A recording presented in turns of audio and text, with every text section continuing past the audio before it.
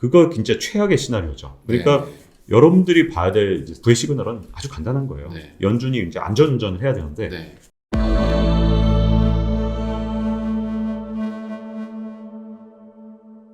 안녕하세요. 부동산 읽어주는 남자입니다. 전문가의 투자 인사이트를 듣는 시간이죠. 오늘은 KBS 박종훈 기자님을 모시고 경제 전반에 대한 인사이트를 한번 들어보려고 합니다. 안녕하세요. 네, 안녕하세요. 네, 우리 시청자분들한테 소개 한번 해주시죠. 네, 저는 KBS 박종훈 기자라고 하고요. 저희 KBS 경제 유튜브인 박종훈의 경제한방을 운영하고 있습니다. 저희 또 최근에 책을 썼는데 부의 시그널이라는 책을 썼습니다. 이게 2022년에 과연 지금 현재 드러나 있는 경제 내에서의 시그널, 뭘 주목해야 되는지에 대해서 집중적으로 좀 쓴 책이고요. 조금이라도 이 22년 이후의 경제를 내다보는데 도움이 되기를 바라는 마음에 썼습니다. 네, 제가 그 책을 봤는데 그 책을 가지고 좀 얘기를 좀 풀어보는 게 좋을 것 같아요. 책에 처음에 이런 얘기가 나오잖아요. 역사는 그대로 반복되지 않지만 그 네. 흐름은 반복된다. 네. 네, 그러니까 똑같이 일어나진 않지만 큰 틀에서는 파도는 같이 온다 이건가요? 네, 그렇죠. 원래 우리가 이제 역사가 똑같이 반복된다고 생각하는 것도 제가 보기에는 잘못된 시그널이고요. 네. 그렇다고 해서 완전히 과거의 역사를 무시하는 것도 굉장히 위험한 일인데요. 네. 그러다 보니까 월가에서 가장 비싼 값을 치르는 단어가 바로 이런 말이잖아요. 이번엔 다르다. 네. 다만 이제 영원히 오를 것이다라는 게 얼마나 허망한 얘기인지는 주식시장에서 한번 보셨을 거예요. 이 채널을 이제 보시는 분들은 이제 부동산에 주로 투자하시는 분들이기 때문에 주식시장에 혹시 관심이 없다면 말씀을 드리자면 사실 이 증시가 2020년에 계속 오르니까 수많은 증권사에서 21년의 전망을 코스피 3,700에서 한 4,000 이렇게 내다봤었거든요. 네. 그런데 그때 많은 사람들의 논리가 이제는 새로운 세상이 왔다. 주가는 이제 우리나라는 선진국에 진입을 했고 과거처럼 이렇게 박스권에 빠지는 일은 절대 없을 것이다. 이번엔 다르다였거든요. 그게 정말 많은 비용을 치르게 한 게 많은 분들이 이제 주식 투자 같은 경우는 삼성전자에 거의 이제 묻지마 투자. 요즘은 무지성 투자라는 표현을 쓰더라고요. 요즘에는 그냥 뭐 묻지도 따지지도 말도 너무 기니까 무지성 투자. 네, 무지성 투자. 그런데 유튜브를 활용할 때 가장 주의해야 될 점은 종목이라든가 또 아마 부동산에서 지역이라든가 제가 보기엔 그게 어떤 지역이나 종목 같은 걸 추천할 때 그대로 마찬가지인데 무지성으로 투자하는 게 굉장히 위험한 게요. 유튜브 알고리즘에 좀 문제점이 하나 있습니다. 뭐냐면 내가 이제 삼성전자를 사고 싶어요. 그래서 삼성전자를 유튜브에서 한 번만이라도 검색을 해보잖아요. 그러면 유튜브 알고리즘은 이 사람이 삼성전자 유튜브 컨텐츠를 좋아하네. 심지어 사라는 컨텐츠를 좋아하네. 그럼 그 뒤로 계속해서 나한테 피드가 어떤 게 오냐면 삼성전자 좋아요. 반드시 사세요. 이런 피드가 옵니다. 근데 사실 유튜브란 넓은 바다에선 삼성전자가 좋다고 말하는 유튜브도 있지만 그렇지 않다고 말하는 유튜브도 많아요. 맞아요. 근데 나한테 이 노출되는 건 내가 한번 검색한 그 방향으로 계속 오거든요. 그래서 이 유튜브를 이용할 때 굉장히 주의할 점이 반드시 능동적으로 유튜브를 사용해야 되는데 삼성전자를 사야지 하는 마음에서 한 번이라도 검색을 해봤다면 삼성전자 추천하는 컨텐츠를 그 다음에는 삼성전자를 나쁘게 말하는 사람들을 일부러 찾아다녀야 됩니다. 제가 보기엔 이건 어떤 자산이든 마찬가지일 것 같아요. 뭐 부동산이든 NFT든 아니면 비트코인 같은 이 일종의 암호화폐든 모두 다 이런 어떤 원칙들이 좀 있어서 나한테 노출되는 빈도가 더 높을수록 사실은 경계심을 가지고 이걸 좀 더 꿰뚫어 볼 수 있는 조금 더 해안을 가지고 유튜브를 활용한다면 유튜브가 나를 위해 봉사하는 내가 유튜브의 노예가 되지 않고 유튜브가 나의 종이 되는 그런 활용법이 아닐까 싶습니다. 그러면은 지금 그 많은 분들이 얘기하는 게 결국에 지금 이 3년간 많이 오르긴 올랐잖아요. 이 대상승장을 놓치면 내가 상대적으로 손해를 보기 때문에 무조건 대중과 반대로 가는 게 맞냐 라는 그런 걱정을 하는 분들도 있긴 있거든요. 네, 맞습니다. 무조건 반대로 간다는 건 아니고요. 이제 진짜 중요한 것이 이제 아까 처음 시작할 때 했던 말씀 그 얘기를 좀 드릴까 하는데요. 역사가 똑같이 반복되는 건 아니지만 그 흐름이 좀 반복되는 경향이 있기 때문에 과거의 패턴을 좀 관심을 둘 필요가 있거든요. 이제 우리나라 증시 역사가 좀 더 짧기 때문에 저는 이제 미국 증시로 좀 설명을 하는데요. 미국의 이제 92년 역사, 대공황 이후에 증시의 역사를 보면 지금까지 13번의 강세장이 있었고요. 14번째니까 이제 13번 반복됐던 패턴을 좀 관찰해 볼 필요가 있는데요. 아주 특이한 게 이제 대폭락을 한번 하면 주가가 그러면 이제 급등을 하기 시작하거든요. 네네. 근데 문제는 이 반등을 할 때 항상 패턴이 좀 비슷한 게 있습니다. 뭐냐면 네. 1년 차에 13번 평균을 내보면 네. 미국 S&P 500 지수 기준으로 네. 1년 차의 상승률은 47%입니다. 아, 대폭락 이후에 네네. 47%. 네, S&P 500 지수는 지난 92년 동안 9.3%가 올랐으니까 네네. 47%면 진짜 엄청난 상승률이잖아요. 그게 1년차 상승률인데 이번에 코로나19 이후에 이제 폭락을 했다가 다시 상승을 한 1년차 상승률은 72%였어요. 72%. 네, 말씀하신 대로 네. 정보의 확산 속도도 빠르고 사람들이 이제는 훨씬 더 예전보다 스마트해졌기 때문에 1년차를 놓치지 않고 많이 예전보다 대거 들어가신 데다가 네, 하긴 그거는 맞는 것 같은 게 네. 작년에 막 코로나 터지니까 사람들이 원래라면 막 패닉에 빠져야 되는데 뭐 동학개미 운동 막 일어나고 하잖아요. 정말 멋진 분들 많았죠. 진짜 이 주식시장의 이 틈을 놓치지 않고 딱 패턴을 예전에 정말 철저하게 미리 공부를 하셨던 분이라고 보고요. 이게 주가가 30% 이상 빠지는 건 정말 드문 기회라는 걸 너무너무 잘 아시는 분들이거든요. 주가가 사실 30% 이상 빠지는 건 지난 92년 동안 10번 정도밖에 안 됐기 때문에 사실 엄청난 기회였던 거죠. 거의 10년에 한 번 올까 말까 하는 기회였긴 했네요. 엄청난 기회입니다. 그래서 그 기회를 놓치지 않고 1년차 상승률을 잘 누리신 거고 이번에는 대중도 이제 유튜브나 이런 걸 통해서 참여했기 때문에 동참을 다 하셨잖아요. 그래서 보통 때보다 1.5배 이상 주가 상승률이 높았거든요. 자, 그럼 2년 차가 되게 중요한데. 그럼 이제 2년 차잖아요. 네, 지금 2년 차죠. 네. S&P 500 지수 기준으로 11%가 올랐어요. 거의 평균 정도에 살짝 높은 정도. 네네. 사실 2년 차의 끝은 내년 2월이니까. 내년 2월이잖아요. 왜냐면 3월에 반등이 시작됐으니까. 그렇죠. 많은 증시 전문가들, 특히 블랙록 CEO인 레리 핑크 같은 경우에 올 연말까지 주가 좋다 자신있게 말하는 이유가 저도 패턴을 딱 보니까 올 연말까지는 이건 좀 괜찮을 수 없구나. 과거의 그 패턴을 좀 봤을 때. 네. 그래서 여기까지는 괜찮은데 여기까지 참 즐겁죠. 근데 이제 3년 차가 문제입니다. 3년 차 주가 상승률이 13번 평균을 내면 4%밖에 되지 않아요. 4% 상승. 네. 그래도 올랐잖아요. 네네. 그렇기 때문에 정말 이제 끈질기게 갖고 있던 분들은 평균적으로는 나쁘지 않았는데 두 가지 문제가 있습니다. 첫 번째는 3년 차에 대폭락을 했던 적이 정말 많다는 거예요. 이 3년 차에 아주 대표적인 게 이제 상승장 3년 차 가장 최근에 있었던 게 코로나19 이전에는 글로벌 금융위기가 있었잖아요. 그때 2012년이 3년 차였는데 그때 주가가 S&P 500 지수 기준으로 18%나 떨어지는 하락장을 겪고 나중에 상승을 해서 결국은 어떻게 됐냐면 보합으로 끝났어요. 그러니까 다시 말하면 S&P 500 지수로 기준으로 봤을 때 3년 차에 폭락을 할 가능성, 급락을 할 가능성은 지금으로서 좀 열어놔야 됩니다. 그리고 만약에 급락을 하지 않는다 하더라도 역사가 똑같이 반복되지 않잖아요. 뭐 이번엔 대비를 해서 급락이 안 오도록 하면 되잖아요. 그렇다 하더라도 3년 차에 상승률이 예전만큼 높을 것이냐, 1, 2년 차만큼 조금 이제 낮게 눈높이를 봐야 되는데 이유가 있습니다. 3년 차마다 그럼 왜 이렇게 상승률이 연평균 9.3% 올랐는데 왜 4%밖에 오르지 않았느냐. 그 이유는 실물 경제가 살아나기 때문이에요. 반대입니다. 실물 경제가 살아나면 이제 금융으로 계속해서 돈을 뿌리던 걸 이걸 이제 조금이라도 줄이기 시작하거나 또는 아예 긴축을 해버릴 수도 있어요. 특히 물가가 오르는 시기도 3년 차거든요. 그래서 이제 3년 차에 이제 앞으로는 내년의 주가 상승률은 좀 주의 깊게 봐야 될 필요가 있다. 그리고 특히 변동성에 대비하셔야 된다. 만약에 물론 이제 장기 투자를 해야 된다. 예를 들어 30년 장기 투자자라면 까짓 거 18%도 괜찮은 거죠. 그러니까 투자의 원칙을 미리 세워놔야 돼요. 그런 변동성에 대비해서 어떤 사람은 나는 30년을 버틸 수 있기 때문에 뭐 1, 20% 또는 최대한 20%대 떨어진다 하더라도 버틸 수 있는 분들은 장기 투자를 할 수도 있지만 사람마다 자기 투자 성향에 따라 현금화를 해놓을 필요가 있다. 이렇게 생각할 수도 있는 거잖아요. 그렇죠. 근데 다만 제가 항상 얘기하는 현금화는 달러입니다. 우리나라 원화가 아니라.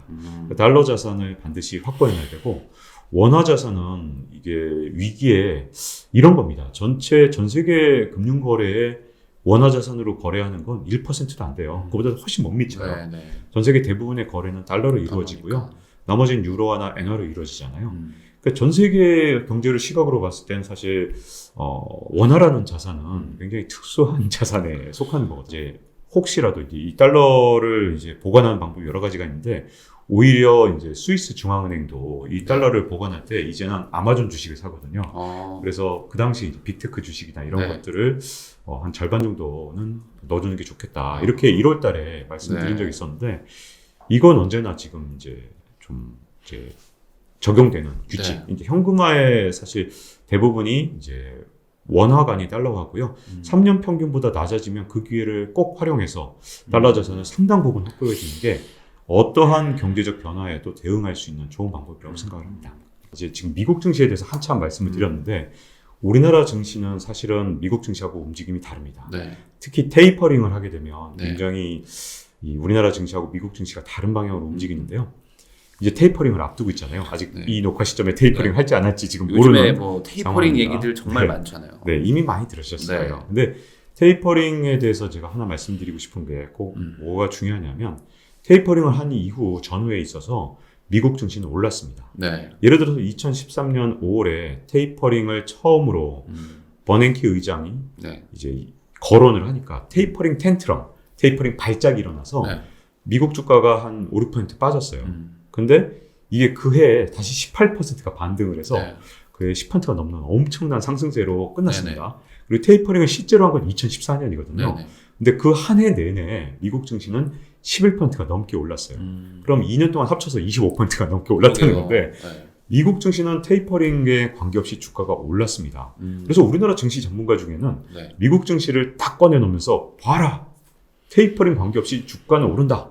주식에서 떠나지 마라. 이렇게 말씀하신 분인데 미국이 올랐던 겁니다. 이 부분이 굉장히 중요한데 자, 미국의 테이퍼링은 누가 합니까? 연준이 하잖아요. 미국 연준이 미국인들이잖아요. 미국 경제에 봐가면서 운전하는 거거든요. 그렇죠. 자, 지금 테이퍼링을 다시 운전에 비교해 보면 이런 겁니다. 지금 시속 100km로 달리던 그 자동차, 이 자동차를 지금 연준에서 막 양쪽 하나를 왕창 해버리는 바람에 최근에 연준이 이제 달리는 속도가 시속 300km가 된 거예요. 매달 $1,200를 풀었기 때문에 양쪽 하나를 미친 듯이 풀었잖아요. 정말 제가 봐도 이건 정상이 아니야 할 정도로 매달 지금도 양쪽 하나를 하고 있습니다. 시속 300km로 달리다가 이제 브레이크를 밟아야 되는데 일단 연준이 운전 실력이 굉장히 좋아야 돼요. 이번에 조금만 브레이크 잘못 밟으면 차가 전복되거든요.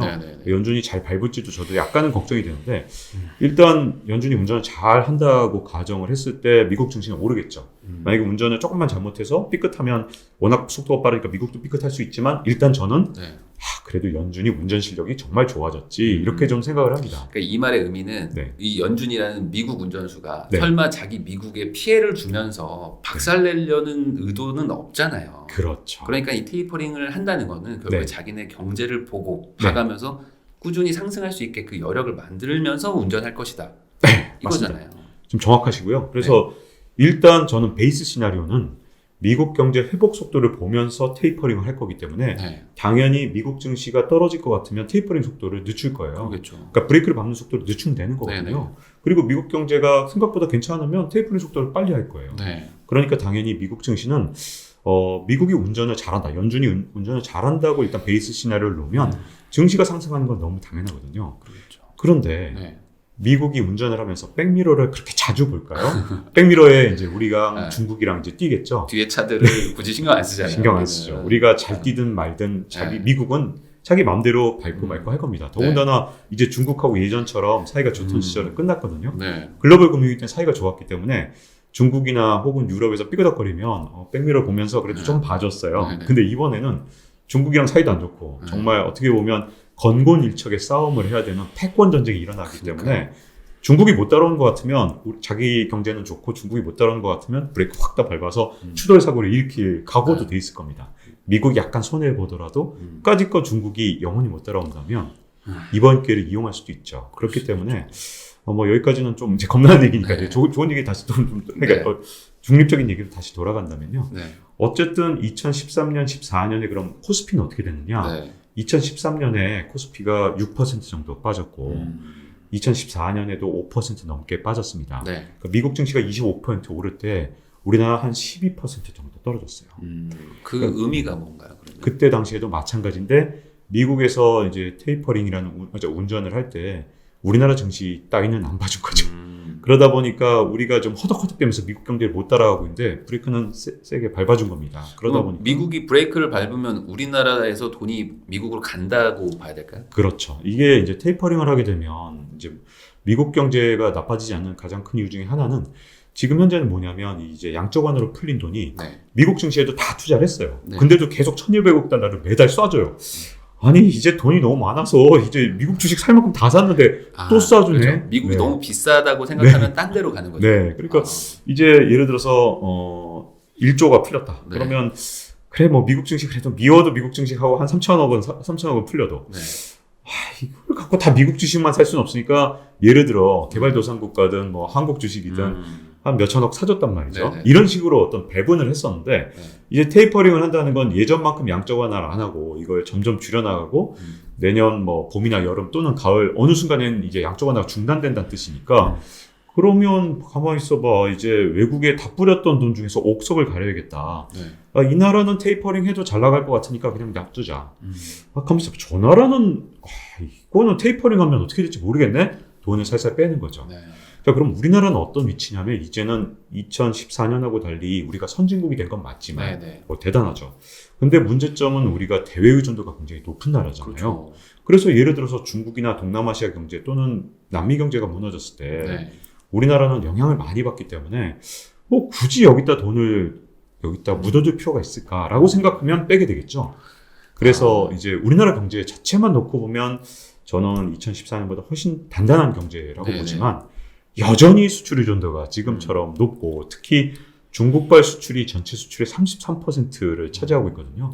홍콩하고 합치면. 근데 그런 상황에서 이제 중국에 대한 전망이 예전만큼 좋지 않거나 하면은 중국에서 돈을 빼기 되게 힘들어요. 아시다시피 방화벽이 있어서 중국에 투자하는 건 되게 쉬운데 돈을 빼나가는 건 아주 어렵거든요. 그러니까 중국 돈은 못 빼니까 한국 돈을 빼나갈 수 있기 때문에 저는 어디까지 이건 가능성인데 반드시 그렇다는 건 아닌데 이제 내년에는 그럴 수도 있다. 그렇기 때문에 주식에 예를 들어 100% 투자하는 게 아니라 비중을 좀 조절할 필요가 있고요. 제가 이런 말씀을 드리면 그럼 인버스 투자하란 말이냐? 아닙니다.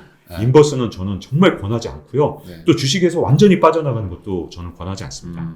주식 비중은 제가 보기에는 이제 사람의 투자 성향 그리고 본인의 나이가 왜 중요하냐면 젊은 분들은 앞으로 벌 돈이 많으니까 7, 80% 투자를 하고 있어도 10년 전에 그게 20%밖에 안 될 수도 있잖아요. 근데 예를 들어 나이가 많은 사람들, 예를 들어 50대 후반이다. 그럼 앞으로 들어올 돈이 없는데 100% 주식 투자를 한다. 들어올 돈이 없으니까 이게 다잖아요. 그러니까 예를 들어서 본인의 연령과 투자 성향에 따라 주식 비중은 뭐 한 30에서 70% 정도 가져가야 되는데 문제는 그 비중을 예전만큼 이제 예를 들어 100%가 아닌 150%, 200% 투자하던 분들도 있잖아요. 지금 내년에 한국 주식만 놓고 본다면 200% 투자할 때가 아니라 비중을 어느 정도 좀 조절해 놓고 변동성이 오면 그때 또 추가적으로 들어가면 되니까 일종의 이제 양쪽 뭐 상승을 추가적으로 해서 뭐 더 먹고 싶은 그런 어떤 상승을 누릴 부분과 또 혹시 내가 예상하지 못한 하락이 왔을 때 추가적으로 또 주식을 살 수 있는 현금 특히 달러로 보유한다면 우리나라 주가가 떨어지면 항상 환율은 올라가거든요. 그러겠죠. 지금 이 얘기가 제가 좀 이해한 건 이거 같아요. 어쨌든 미국도 지금 어쨌든 테이퍼링, 어쨌든 그 운전수가 브레이크를 밟을 생각이 있는데 미국은 사실 덤프 트럭이잖아요. 덤프 트럭이고 그 뒤에 스타렉스 중국이 있고 우리는 약간 모닝 같은 거잖아요. 아, 비유가 정말 찰지다라는 걸 드리고 싶습니다. 그러니까 덤프 트럭 입장에서는 스타렉스라 박는 게 좀 무섭긴 하지만 박아볼 수도 있어. 나는 크게 피해가 안 입으니까. 그렇지만 우리 같은 모닝은 이거 중간에 끼면 박살나잖아요. 그러니까 여기서 확실하게 덤프 트럭 쪽으로 좀 옮겨 놓든지 아니면 덤프 트럭에서 쓰는 돈으로 바꿔 놓든지 특히 달러를 가지고 있다는 거는 어찌됐든 간에 우리나라에 위기가 오면 반대로 역으로 상승할 수 있는 그런 자산이니까. 그렇죠. 내년이 이제 상승 3년 차니까 그것까지 고려했을 때는 좀 미국 주식 위주로 좀 가지고 있으면서 달러 위주로 가지고 있는 게 조금 더 기회를 보기 좋겠다. 사실 부동산 쪽에서는 지금 뭐 테이퍼링도 문제지만 테이퍼링을 통해서 금리 인상할 거다. 그러면 우리나라도 미국 따라서 금리 올릴 수밖에 없고 결국에 그게 원인은 인플레이션. 뭐 미국에 지금 물가 엄청 올라가고 한국도 지금 물가 막 상승하고 있잖아요. 그러면은 돈을 일부 좀 회수를 하든지 해서 좀 소위 말하는 금리 인상을 할 수밖에 없는 상황으로 간다는 걸까?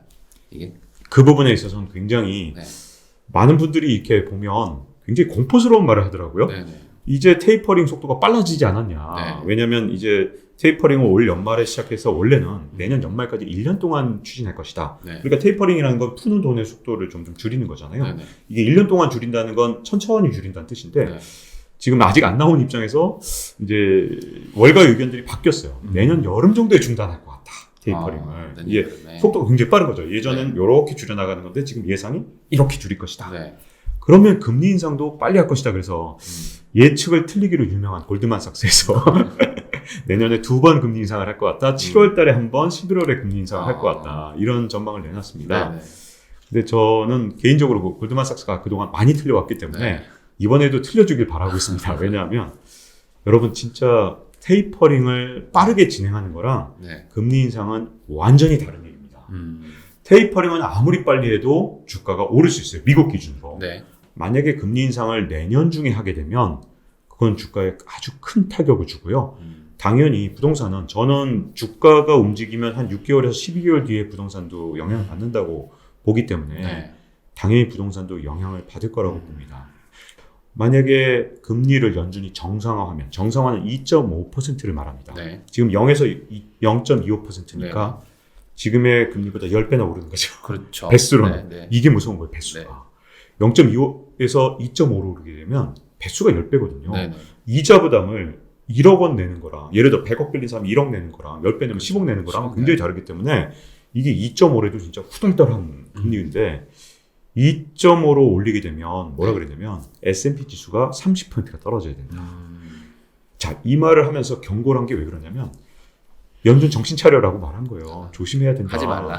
그렇죠. 하지 말라는 얘기죠. 하지 말라. 네네. 아, 경고한 거죠. 너 건드리면 우리 주식 팔 거야. 협박한 거예요, 협박. 네. 근데 이제 문제는 그걸 연준도 잘합니다. 네. 그래서 테이퍼링이 빨라진다고 해서 금리 인상도 바로 직후에 할 것이냐, 내년에 할 것이냐, 연준이 엄청 고민될 거예요. 네. 그렇게 쉽게 하지 못할 거라고 저는 보고요.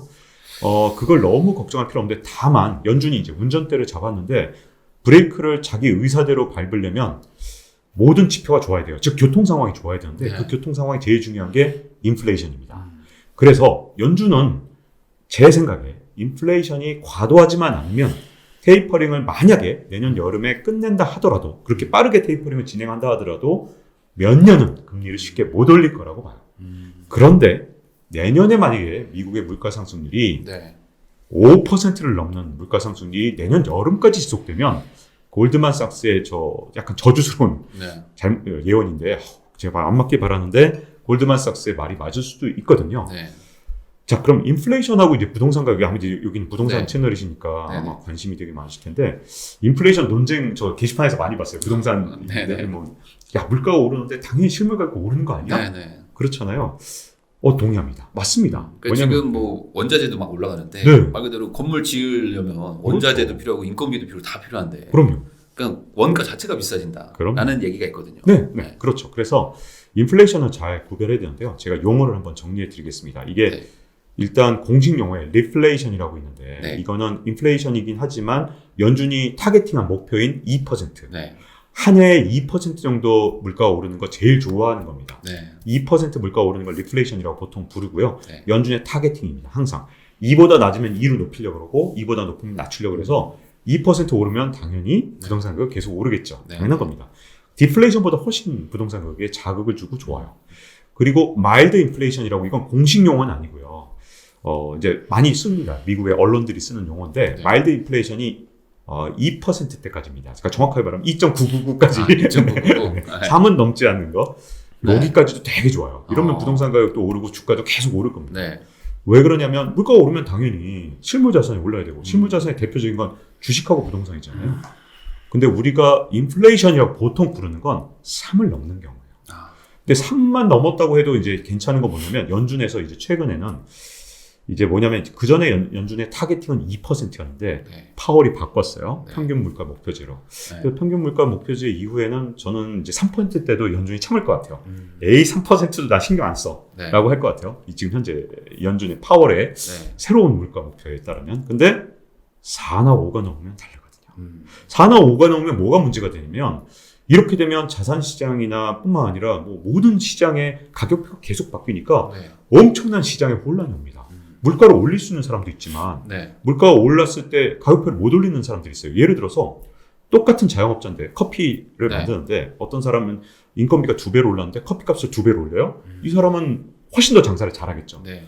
어떤 사람은 예를 들어 인건비가 2배로 올랐는데 커피값을 못 올려요. 네. 그럼 이 사람은 망하기 직전까지 갈 거예요. 자, 그러다 보니 인플레이션이 오면 다 똑같이 이렇게 장사를 잘하거나 못하거나 하는 게 아니라 망하는 사람들이 엄청나게 생기기 때문에 4나 5가 넘는 인플레이션이 오면 그냥 놔줄 수가 없어요. 이거는 정말 완전히 K자 회복이 되거든요. 이렇게 이해를 하면 될까요? 내가 뭐 물가 상승이라는 건 결국에 네. 무슨 사업을 하든지 네. 원가가 늘어난다는 거잖아요. 그렇죠. 인건비든 뭐 네. 커피값이든. 네. 근데 정말 장사를 잘하고 또 효율적으로 해서 매출을 같이 이렇게 가격표를 같이 올릴 수 있는 사람들한테는 그렇죠. 그냥 뭐 평범한 수준이겠지만 네. 안 되는, 그러니까 경쟁력이 조금 도태되는 사람들 입장에서는 망하라는 거밖에 안 되니까. 맞습니다. 그러면 연준은 물가 관리를 하는 게 네.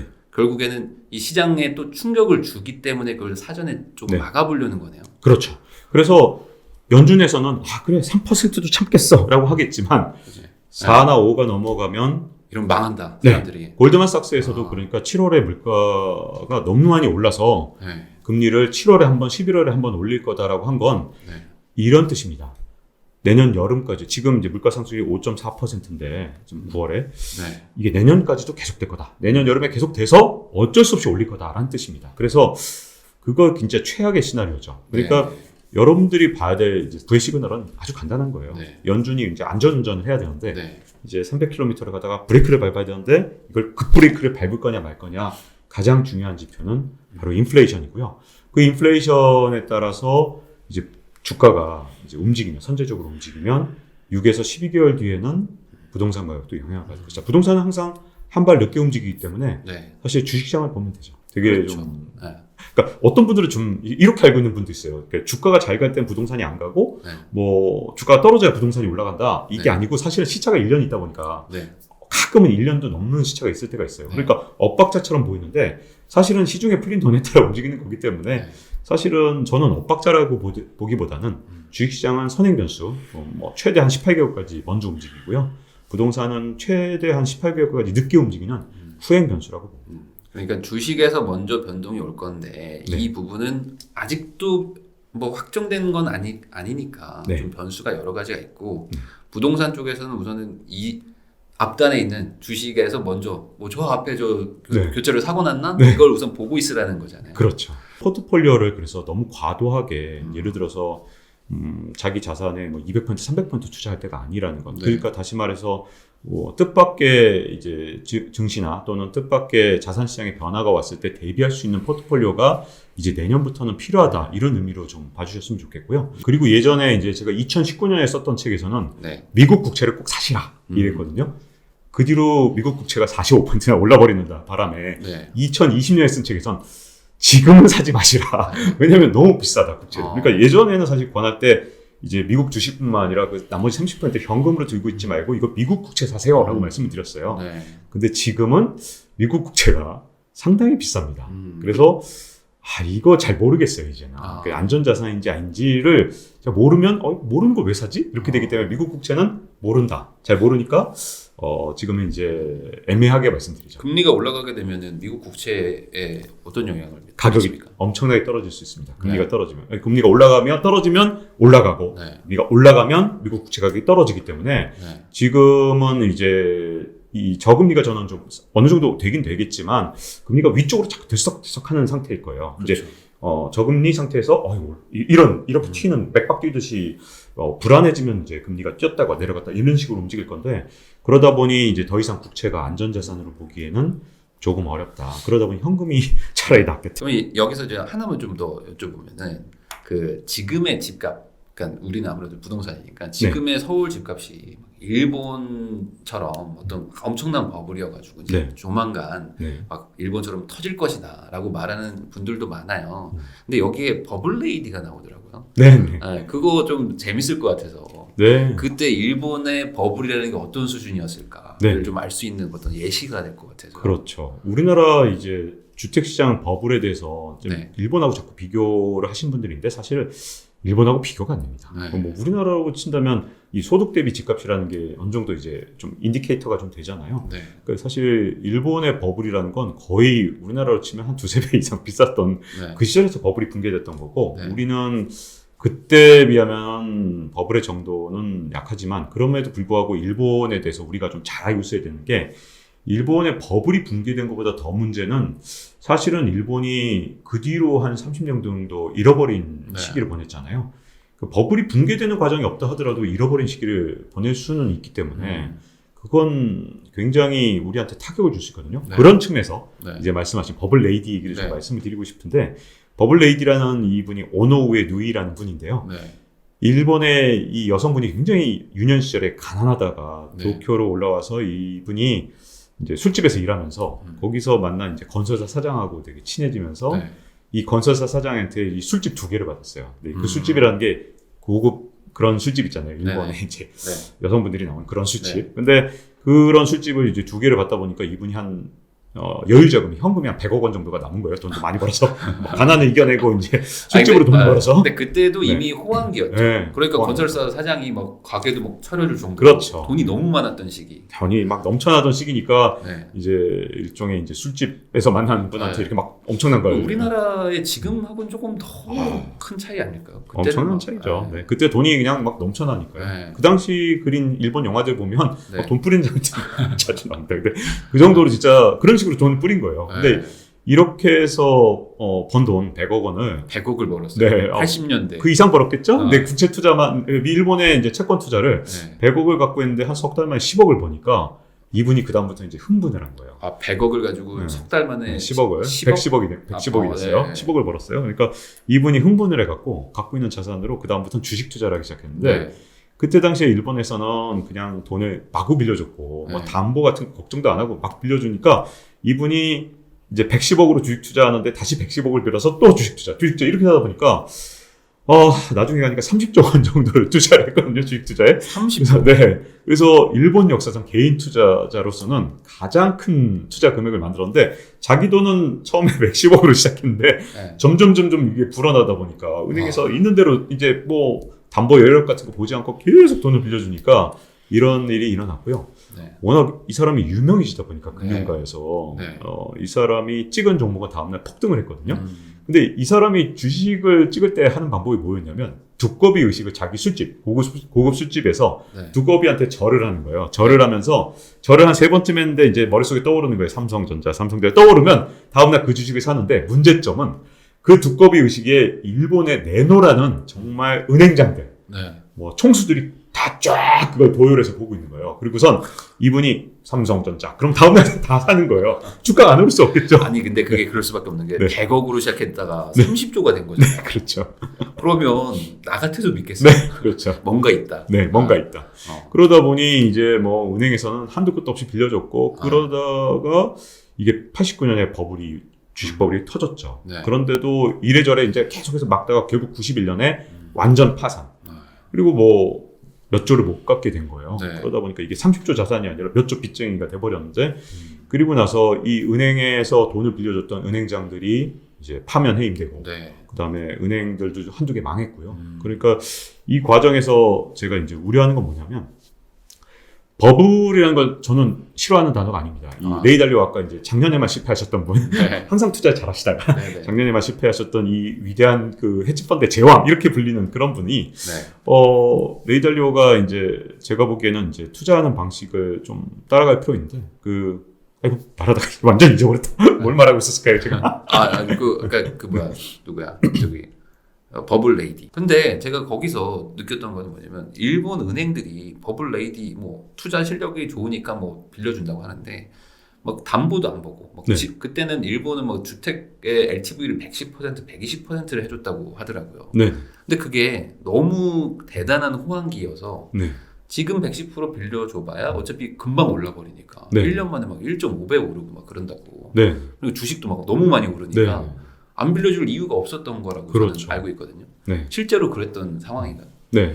그러니까 이런 어떤 이제 버블이라는 게 사실은 이제 이 단어를 이제 좀 나쁘게 보시는 분들 많잖아요. 네. 지금 이제 꺼려 하시면서 말씀하셨는데 사실은 이제 헤지펀드의 제왕이란 레이 달리오가 네.